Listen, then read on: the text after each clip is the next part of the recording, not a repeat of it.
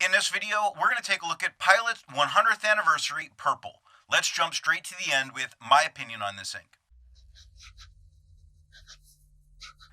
It does shade nicely and consistently, but the color itself is a lot more blue leaning than I would prefer.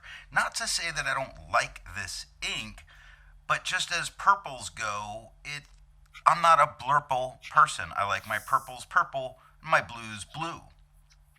I don't mind having a bottle of this to use up, even though it's not the purple I go to. It's not unenjoyable. But I just prefer the Iroshizuku Murasaki Shikabu over it, and that's generally easier to find. So for that, it's a real win that I know I have a preference for purple other than this one. It does get darker from some wetter pens. Now, a wet broad, it just looks purple. And I don't want it to just look purple if it comes at the cost it comes at. There's purples out there that can be just purple, but they don't cost as much. At this cost, I want it to be a bit better than what it is. That's talking about with the broad pen. So that's just something to think about.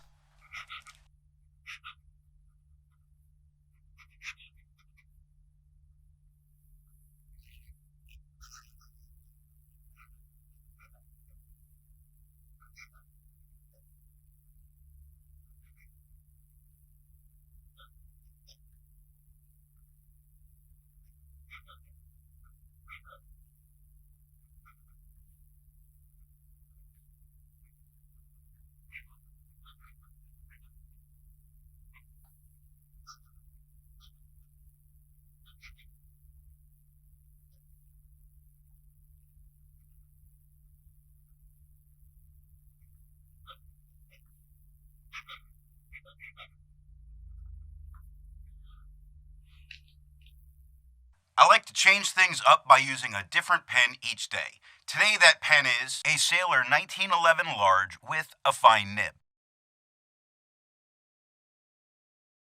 It's inked up, used for a day, and used to take the notes for this video. To see how I arrived at that opinion, let's take a look at the first writing sample done on Clairfontaine. The fine has no feather, no spread. It's shading fairly decently, but we do see some words, like the word Renaissance, is entirely dark with no shading whatsoever, and I don't care for that in how it's looking, but look at how Italy goes with some darker and lighter parts of the same letter, or the word spread, or to, or the, where you get some shading in the words and some tone variation word by word, which is very nice.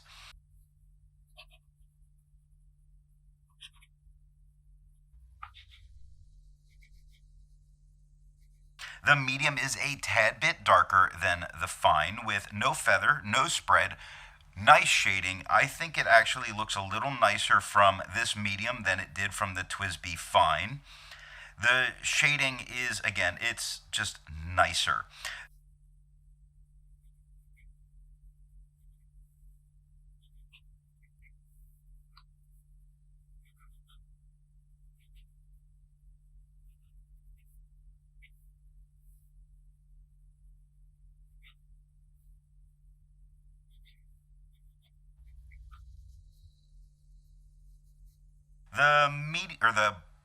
The stub tone is about the same as we're getting with the medium. Now I think even though we have no feather and no spread, I gotta throw that in there. The shading for this is much better than we saw in that medium. It really does start to give it a little bit of character that doesn't always come through with wetter pens.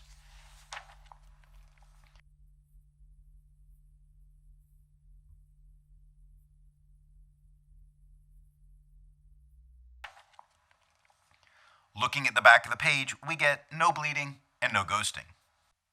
To have a range of experience with this ink, all of the writing samples are done with a TWSBI Mini with a fine nib,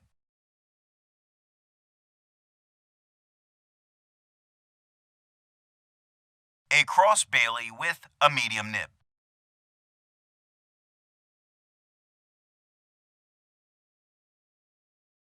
a Kaweco Sport with a 1.5 stub,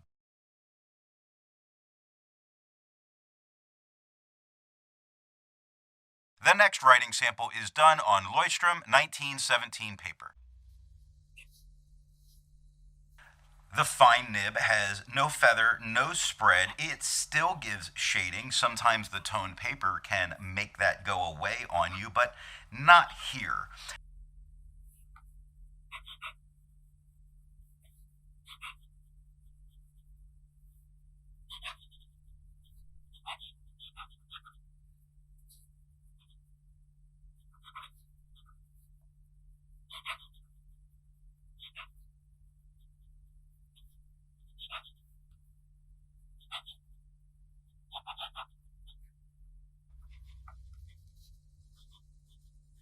The medium is the same tone as the fine with no feather, no spread, little bit less shading than we're seeing in the fine, but the shading is still there. You really see it coming out in the word tried or in the word gold. So I can enjoy this quite a bit.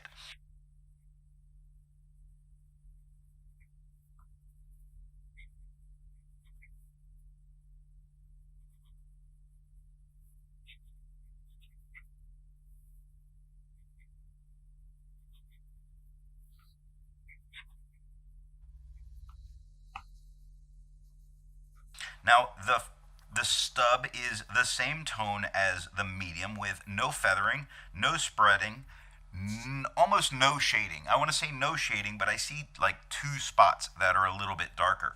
Otherwise, we're really not getting the shading here from the stub, more because of the paper than the ink, though this ink isn't a standout great shader.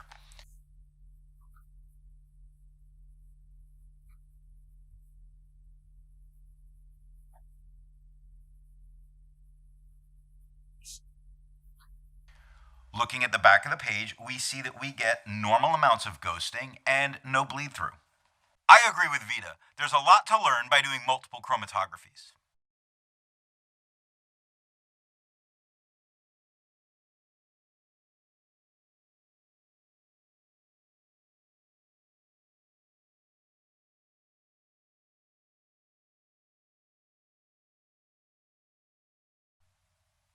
The next writing sample is done on Moleskine paper. The fine has no feathering, no spread, decent shading happening here, about as good, maybe even a little bit better shading than we were getting in the Leuchtterm. So this one is doing really good.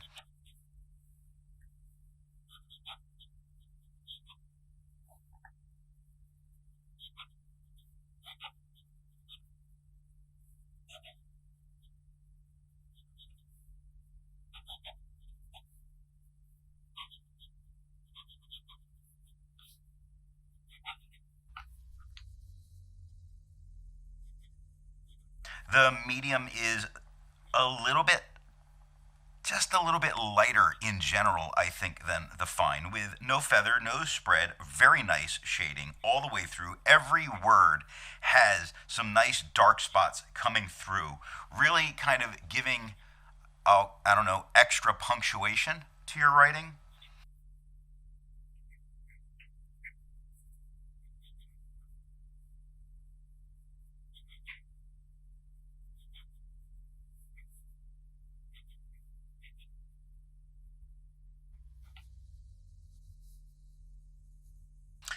The stub is a little bit lighter than the medium with no feather, no spread. It is giving some shading through some of the writing, especially when you get those overlap. When you see the G hits the H from during to had underneath it, it's quite a bit darker. In time, the ME that I kind of wrote a little bit over each other. Nice darker spots. Not a lot of shading, but it's definitely there.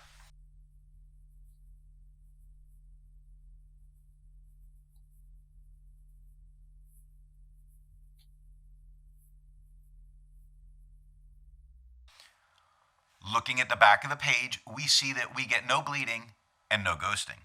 Resistance tests are done to see how this ink can be expected to perform on the page, and more importantly, how hard it may be to clean from your pen. This smear is allowed to dry for 3 days before testing it. And here we see the results of the resistance test.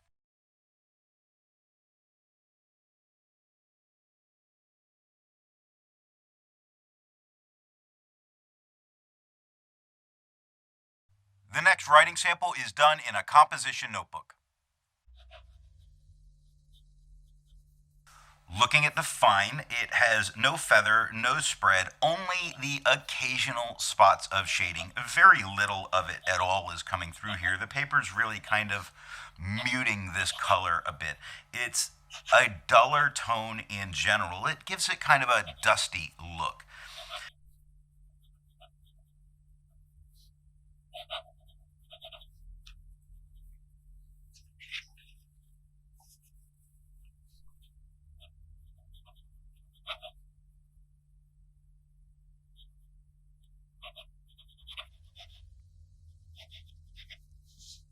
The medium is a tad bit darker than the fine with no feather, no spread, that same tiny little bit of shade spots. They're just the smallest amount being put in there. It's really not coming through. And again, we get a much dustier tone.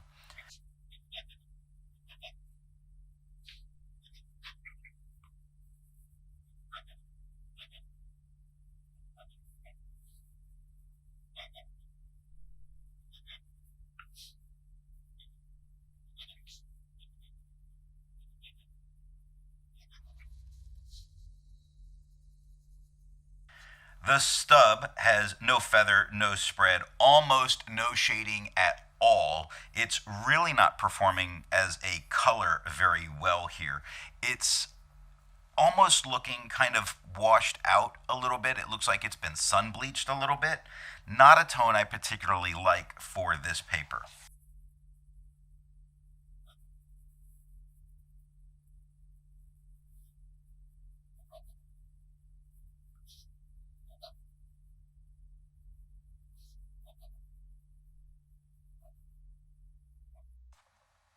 Looking at the back of the page, we see that we get no bleeding, minor ghosting.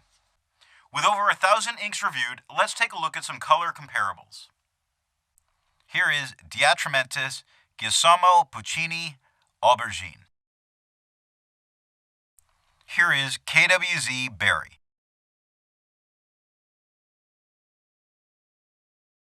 Here is Platinum Violet.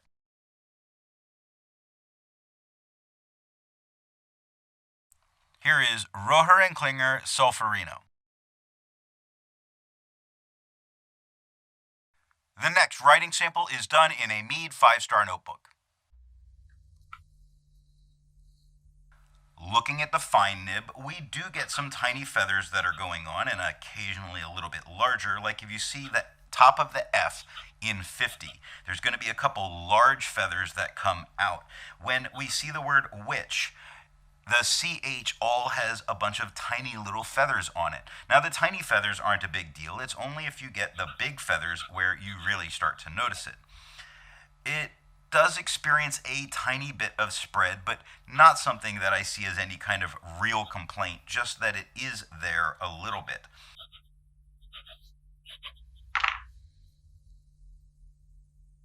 The medium is about the same tone as the fine.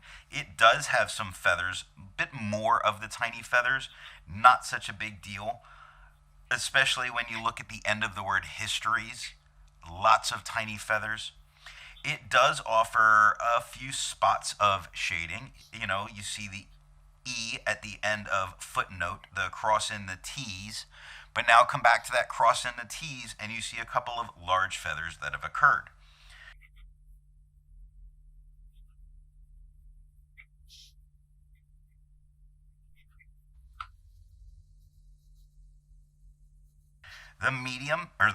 The stub is just a little bit lighter than the medium. It has feathering all over it, tiny feathers, but always present.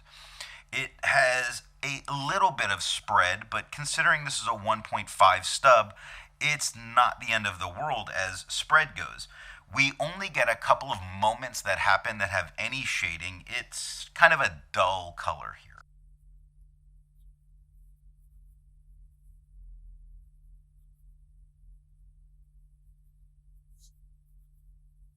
Looking at the back of the page, you do get ghosting that you would expect, but you get no bleed through that touches the next paper. While it's nice to find other inks in the same color family, I'd prefer to find an ink that complements its color on the page. Here's a brown ink by Diamine Burnt Sienna.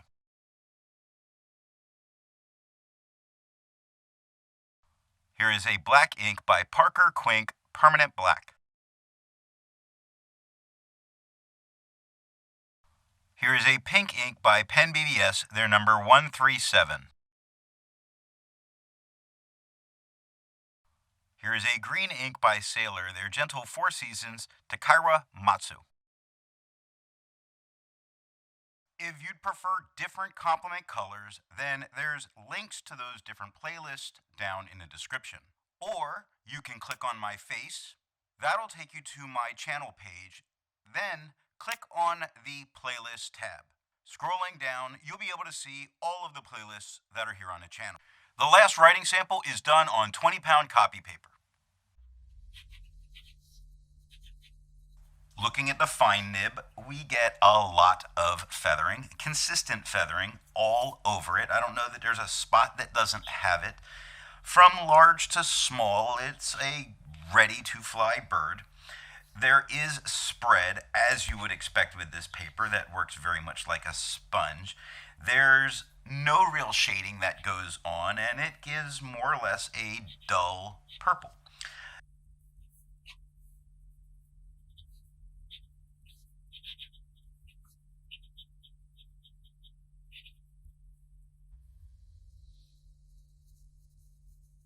The medium is about the same tone as the fine. It has feathering all over it, as you would expect. It has spread, as you would expect. There actually is a couple more moments of shading that really do happen.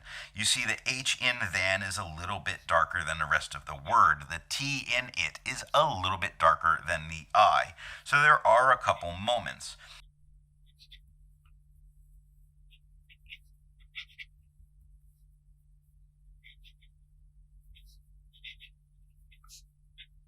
The stub is much lighter than everything else on the page, which did surprise me.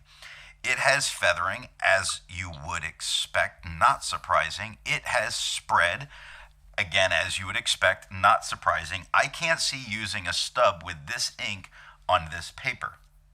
Looking at the next page, you see two spots where, strangely, the fine, I expected it for the medium, but the fine touched the page underneath in its bleed through. Not that that's probably going to stop people from using this.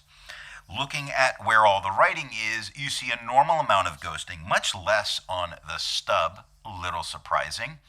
But you see a lot of ghosting that's going on, and you do see that it touched the page underneath, which is never good. So what nib and pen do I think is going to give the best writing experience with this ink? I see two real good options for me with this ink. One of them is a dry fine, like that Sailor that I was using. I enjoy that tone and that performance the most on this. It really does help it set out. Now, other than that, I preferred a wet fine, and that's because it got a little bit darker, still held on to a lot of the shading, was nice to look at. Both give very good shading without losing that purple color, where broader, wetter pens, like a wet medium, you see much more of the blue coming through, and it's not as interesting to look at. And let's be honest, as fountain pen users, we want our inks to generally be interesting.